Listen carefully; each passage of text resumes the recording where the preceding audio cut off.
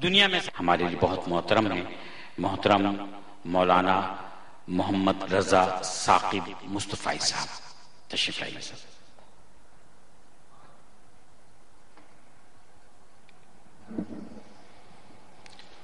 الحمد للہ رب العالمین والعاقبۃ للمتقین والصلاة والسلام علی سید الانبیاء والمرسلین۔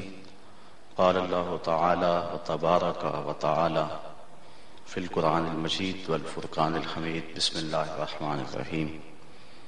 سبحان الذی اسری بعبدہ لیلا من المسجد الحرام الی المسجد الاقصی الذی بارکنا حولہ لنریہ من آیاتنا انہ هو السمیع البصیر۔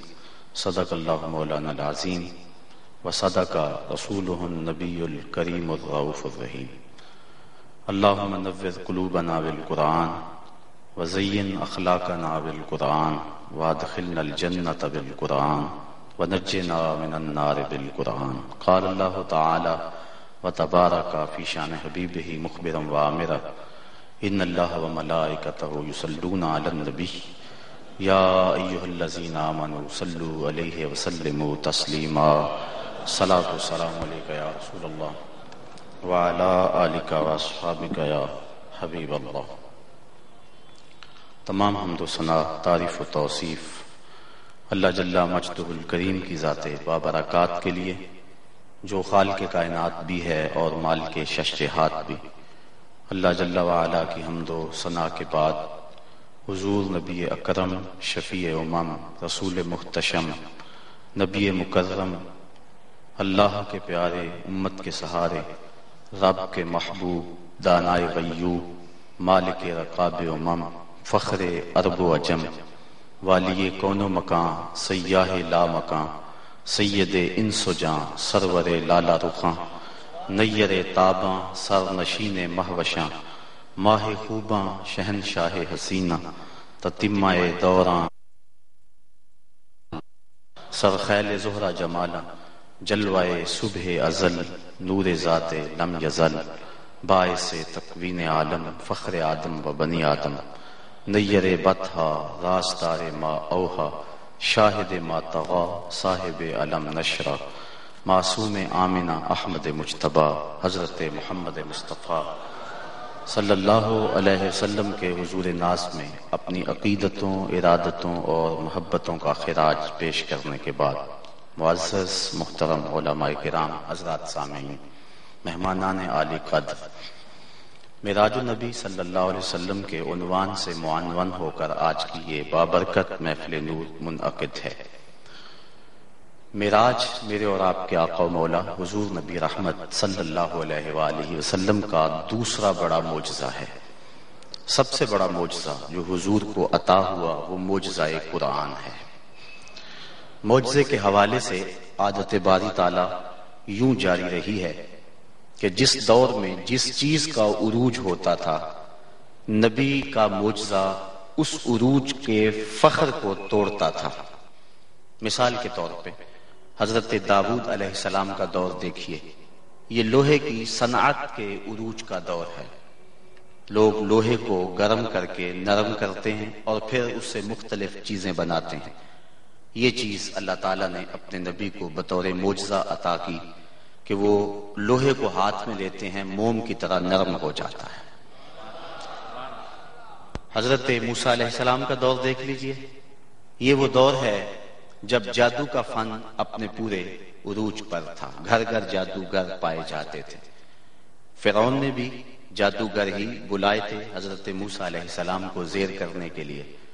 تو جب جادو گری کا دور عروج پہ تھا تو اللہ تعالیٰ نے حضرت عیسیٰ علیہ السلام کو جو معجزہ دیا وہ عصا ہے۔ حضرت موسیٰ علیہ السلام کو جو معجزہ دیا وہ عصا ہے، جو جادو کے فخر کو توڑتا ہوا دکھائی دیتا ہے۔ کبھی چھوٹا ہو جاتا ہے، کبھی بڑا ہو جاتا ہے، کبھی پتے جھاڑتے ہیں، کبھی بکریاں ہانکتے ہیں، رات کو روشنی دیتا ہے، ٹیک لگا کے کھڑے ہو جاتے ہیں، ضرورت پڑتی ہے تو اژدہا بن جاتا ہے، جادوگروں کی پھینکی منو ٹنو رسیاں نگل لیتا ہے، سمٹتا ہے تو عصا کا عصا، نہ قد بڑا، نہ وزن بڑا، نہ حجم بڑا، چونکہ جادو کا دور تھا تو جو معجزہ دیا گیا وہ جادو کے فخر کو توڑتا ہوا دکھائی دیتا ہے۔ حضرت صالح علیہ السلام کا دور دیکھیے، یہ مجسمہ سازی کے عروج کا دور تھا۔ وہ پتھروں کو تراش کر کے ظروف بھی بناتے تھے، مجسمے بھی بناتے تھے، مکان بھی بناتے تھے۔ تو اللہ تعالیٰ نے اپنے نبی کو جو معجزہ دیا وہ یہ تھا کہ اس دور میں جب وہ مجسمے تو بناتے تھے، ان میں زندگی نہیں ڈال سکتے تھے، انہوں نے چٹان سے زندہ اونٹنی نکال کر کے دکھا دی۔ حضرت عیسیٰ علیہ السلام کا دور دیکھ لیجئے، یہ طب یونانی کے عروج کا دور ہے، اور اطباء یونان نے ہر مرض کی تدبیر، تشخیص، علاج، معالجہ دریافت کر لیا تھا۔ صرف 3 امراض کا ان کے پاس علاج نہیں تھا۔ مادرزاد اندھے کی آنکھوں میں روشنی نہیں رکھ سکتے تھے، کوڑی کے جسم کو شفا نہیں دے سکتے تھے، تیسرا ان کے پاس موت کا علاج نہیں تھا۔ اللہ تعالیٰ نے اس دور میں اپنے نبی حضرت عیسیٰ روح اللہ کو ان تینوں امراض کا علاج دے کر مبعوث فرمایا۔ وہ نابینا کی آنکھوں پہ ہاتھ رکھتے روشنی اتر آتی، کوڑی کے جسم پہ ہاتھ پھیرتے شفا مل جاتی، اور مردے کو ٹھوکر مارتے وہ اٹھ کے باتیں کرنے لگ جاتا۔ آپ دیکھ لیں مختلف انبیاء علیہ السلام کے ادوار کو اور نبی کو دیے گئے معجزے کو اور مطابقت کریں، آپ کو ایسا ہی ملے گا۔ جب میرے اور آپ کے آقا مولا حضور تشریف لائے تو یہ زبان و بیان کے عروج کا دور تھا۔ گھر گھر شاعر اور ادیب پائے جاتے تھے۔ اگر کوئی شخص شاعر نہیں تھا تو وہ اسلوب شعر سے واقف ضرور تھا۔ تو جب زبان و بیان کا عروج تھا اور وہ اپنے آپ کو عربی اور اپنے علاوہ باقیوں کو عجمی کہتے تھے، اور انہیں اپنی زبان پہ ناز تھا، گھوڑے، تلوار اور شراب کے سینکڑوں نام تھے، تو اس دور میں اللہ نے اپنے نبی کو سب سے بڑا معجزہ قرآن عطا فرمایا، اور پھر ان کو کہا لاؤ اس کے مقابلے میں ایک سورت ہی لا کے دکھاؤ۔ وہ نہیں لا سکے۔ الاتقان فی علوم القرآن میں امام سیوطی نے لکھا ہے کہ اگر قرآن کی مثل لایا جانا ممکن ہوتا تو بدر اور احد کی لڑائیاں نہ ہوتی۔ تو قرآن مجید کا مقابل نہ لا سکے نہ ممکن ہے۔ تیرے سامنے یوں دبے لچے فصحا عرب کے بڑے بڑے، کوئی جانے کہ منہ میں زبان نہیں بلکہ جسم میں جان۔ اس کے دور کے مطابق دیا جاتا رہا۔ میرے اور آپ کے آقا مولا کا دور بہت طویل ہے، قیامت تک حضور کا ہی دور ہے۔ کسی نبی کے دور میں کسی شے نے سر اٹھایا، نبی کا کوئی نہ کوئی معجزہ اس کا سر توڑتا ہمیں دکھائی دیتا ہے، لیکن حضور کا دور قیامت تک ہے۔ صرف ایک زبان و بیان نے ہی نہیں، بہت ساری چیزوں نے عروج پانا تھا، اس لیے اللہ تعالیٰ نے اپنے نبی کو معجزات دور کی اٹھان دیکھیے، پھر حضور کے معجزات کی فہرست دیکھیے۔ کوئی نہ کوئی معجزہ کسی نہ کسی دور کے فخر کو توڑتا ہوا دکھائی دیتا ہے، لیکن 2 دور حضور کے انتہائی اہم ہیں۔ ایک دور ابتدا جب تشریف لائے، اور ایک قرب قیامت کا دور۔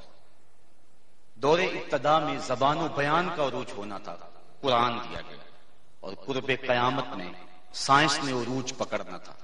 لوگوں نے اپالو کے ذریعے چاند پر جانے کی بات کرنی تھی، مریخ کے سفر کی تیاریاں ہونی تھی۔ اللہ نے اپنے نبی کو دوسرا بڑا معجزہ معراج دیا۔ سائنسدان الٹی چھلانگیں بھی لگاتے پھرے، ان کا وہاں خیال بھی نہیں جا سکتا جہاں محمد عربی کے قدم پہنچ چکے تھے۔ کوئی حد ہے ان کے عروج کی، بلغ العلاب کمال کی، ان بلندیوں تک پہنچے ہیں جہاں کسی کا تصور بھی نہیں پہنچ سکتا۔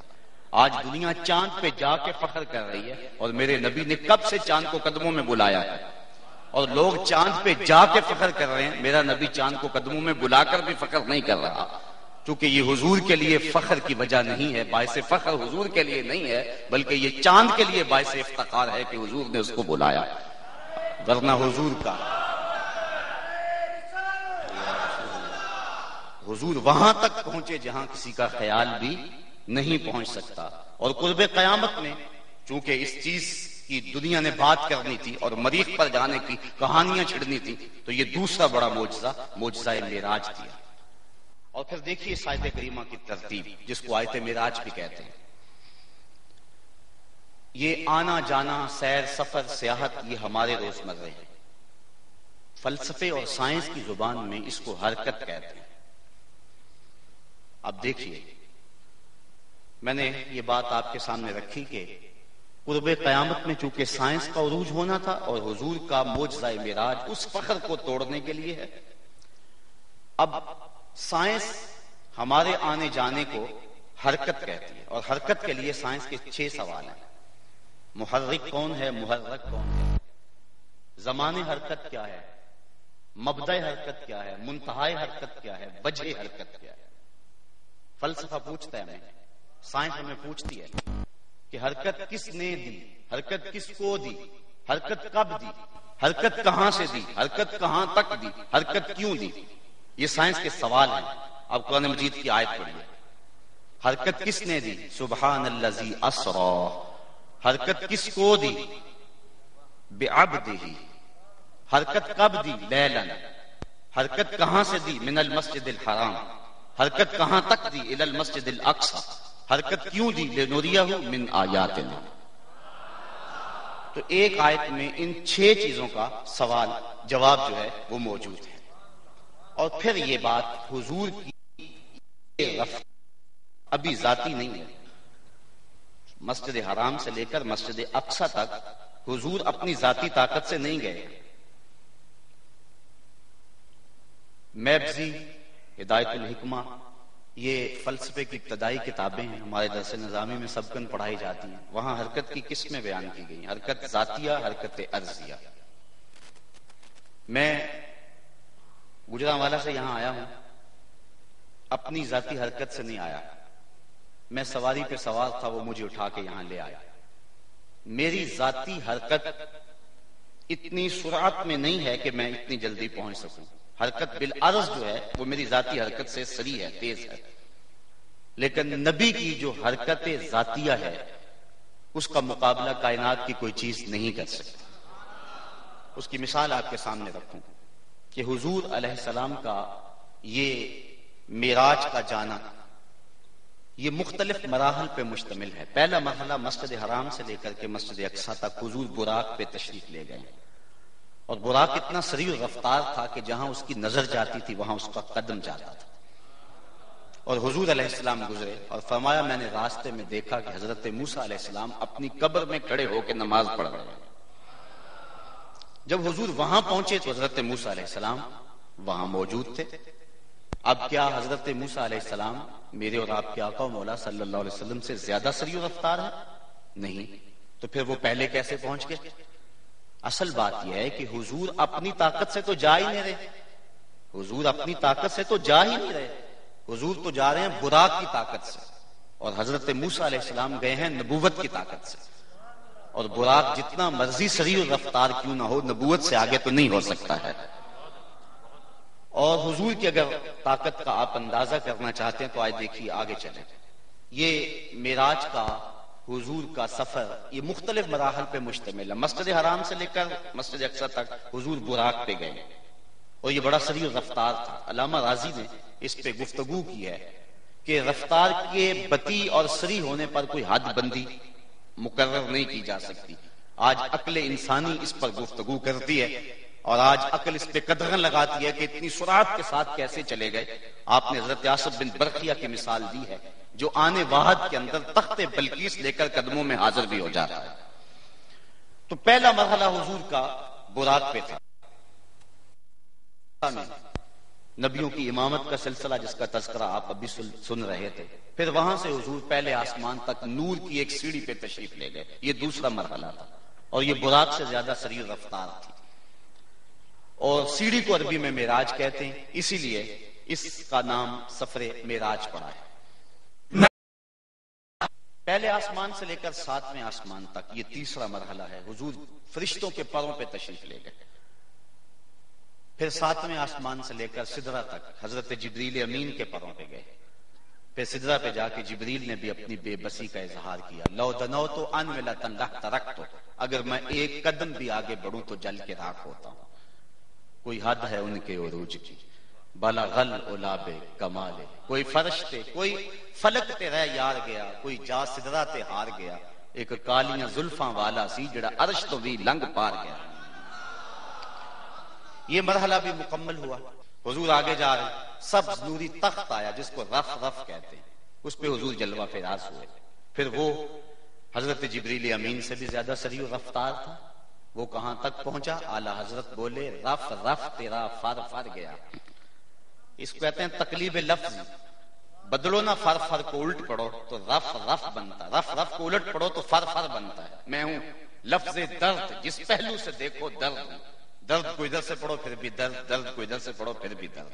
اب رف رف کو الٹ پڑھو تو فر فر بنتا ہے. تو اعلی حضرت نے یہاں کیا خوبصورتی پیدا کی، فرمایا رف رف تیرا فر فر گیا.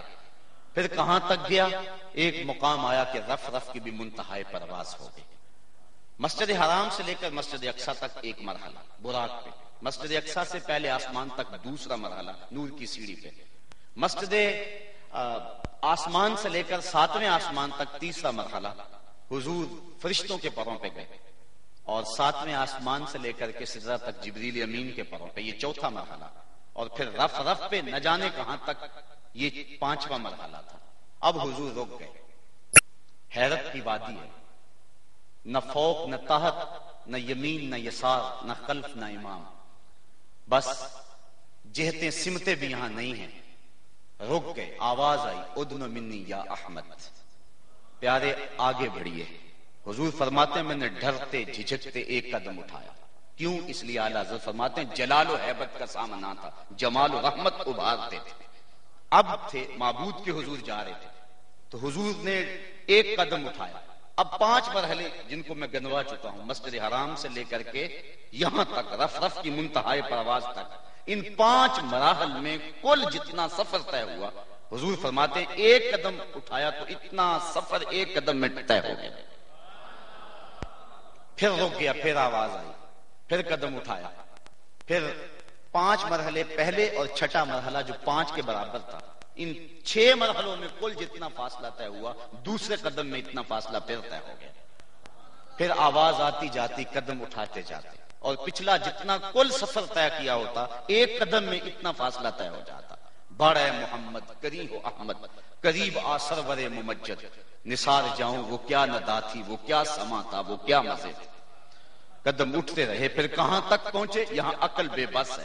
اعلی حضرت بولے خیرت سے کہہ دو کہ سر جھکا لے، گما سے گزرے گزرنے والے، یہاں خود پڑے ہیں جہت کو لالے.